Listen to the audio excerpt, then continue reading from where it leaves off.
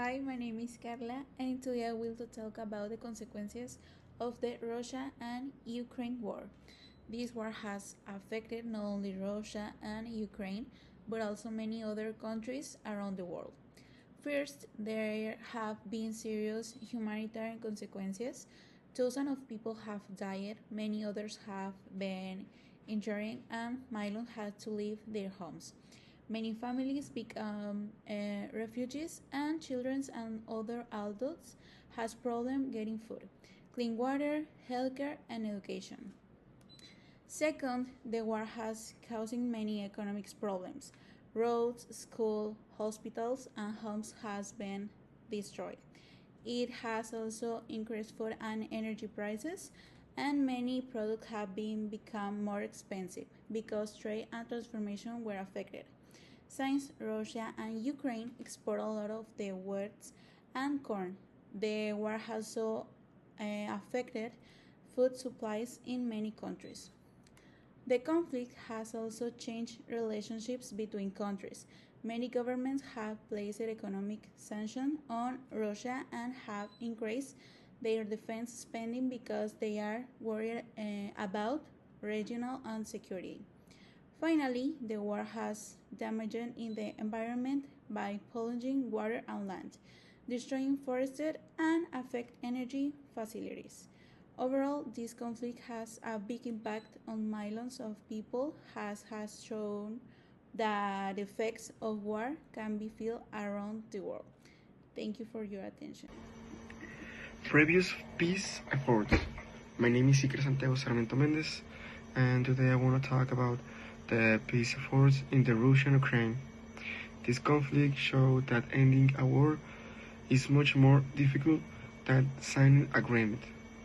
The Minsk agreement were important because they tried to reduce violence and create a path for peace.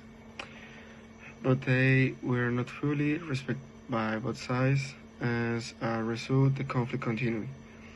Teaches us that peace needs more than negotiation. It requires trust, cooperation, and real commitment from everyone involved. International organizations and other countries can support the process, but lasting peace depends on the willingness of the parties to work together. The conflict has also affected millions of people. Many families have lost their homes, many have become refugees, and the war has created economic and political problems around the world. This reminds us that international conflicts have a consequence far beyond the countries involved. For this reason, diplomacy and dialogue remains the best tools to solve conflict. And even if finding peace takes time, continue to negotiate and cooperate is the best way to achieve a more stable and peaceful future. Hello, my name is Daniela, and today I talk about the role organizations conflict Russia and Ukraine, and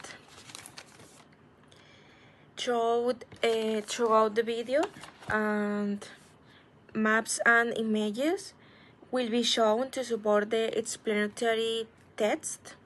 And the first, the role organizational international have played an important providing humanitarian aid, supporting diplomacy, and promoting international justice. Even so, they have not been able to stop the war. They help reduce impact the war.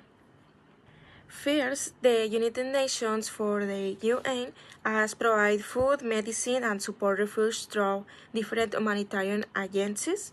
The UN has also called for peace and respect for Ukraine's sovereignty. However, the Security Council has faced limitations because Russia can use veto power. And second, NATO has supported Ukraine by providing military training, intelligence, and defensive equipment. It also increased security in Eastern Europe. At the same time, aid PART2 has evaded direct military action against Russia to prevent a larger international conflict. And the second, the European Union is very important, has imposed economic sanctions on Russia while providing financial aid, humanitarian assistance, and support the Ukraine refugees. It has also supported Ukraine future by granting it candidate status for EU membership. The OCA has monitored the conflict and encouraged diplomatic dialogue. The International Committee of the Red Cross has provided emergency medical assistance, helped exchange prisoners of war, and reunited separate familiarly. And finally, the International Criminal Court has investigated possible war crimes to promote justice and equity. And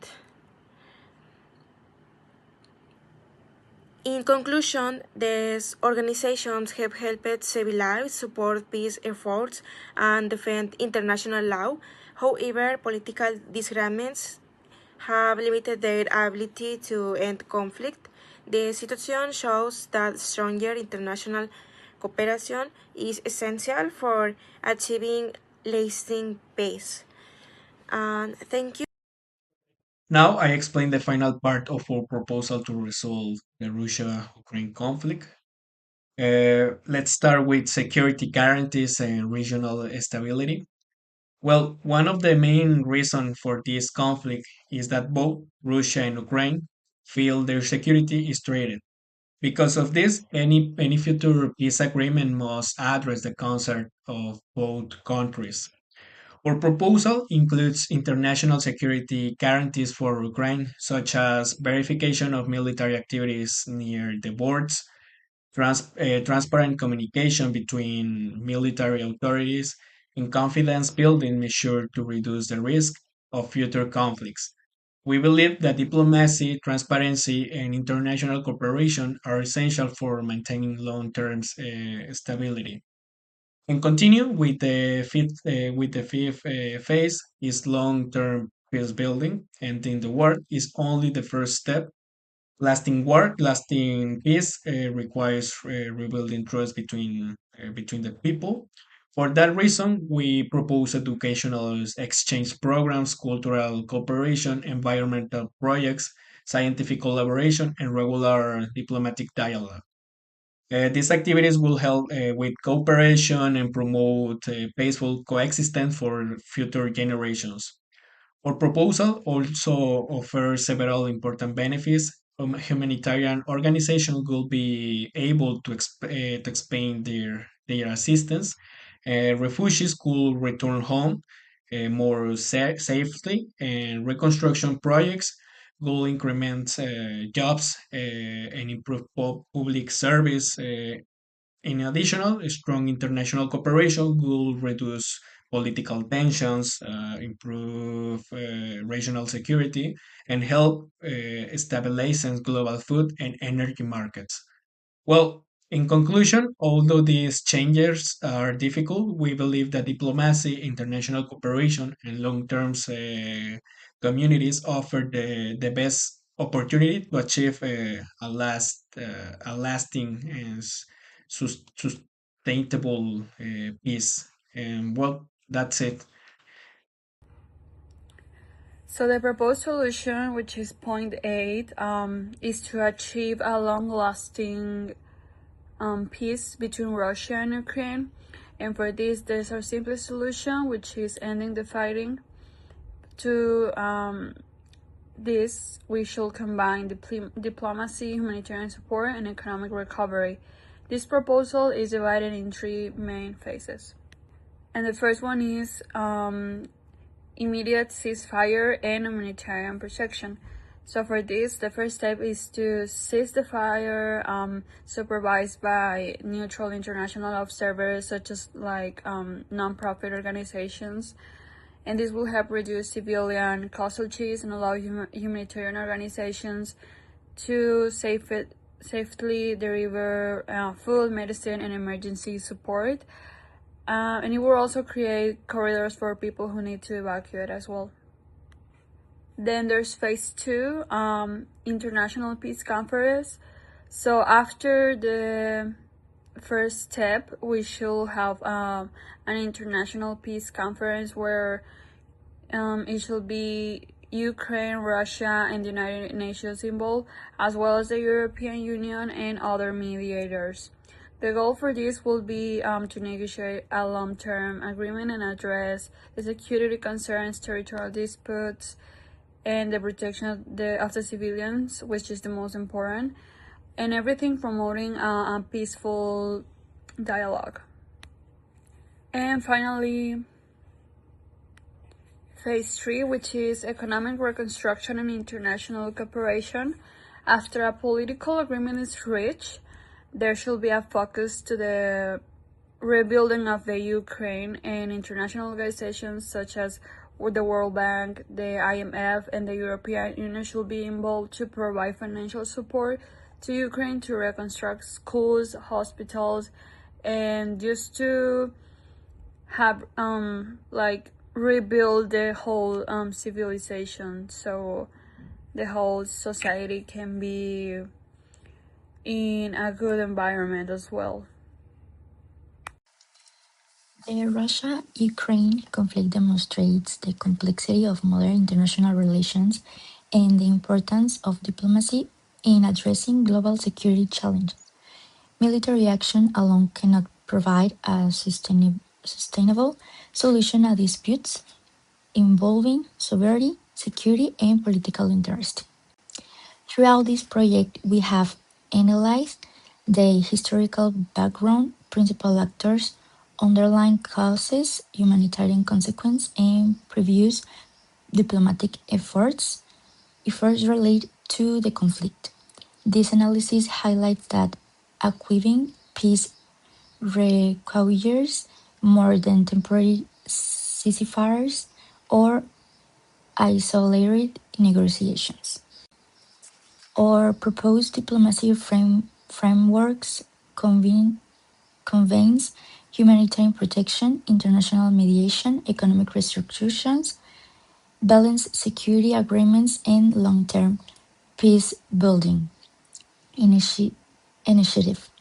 Rather than focusing on single solution, it offers a comprehensive strategy designed to address both the immediate consequence of the conflict and underlying causes.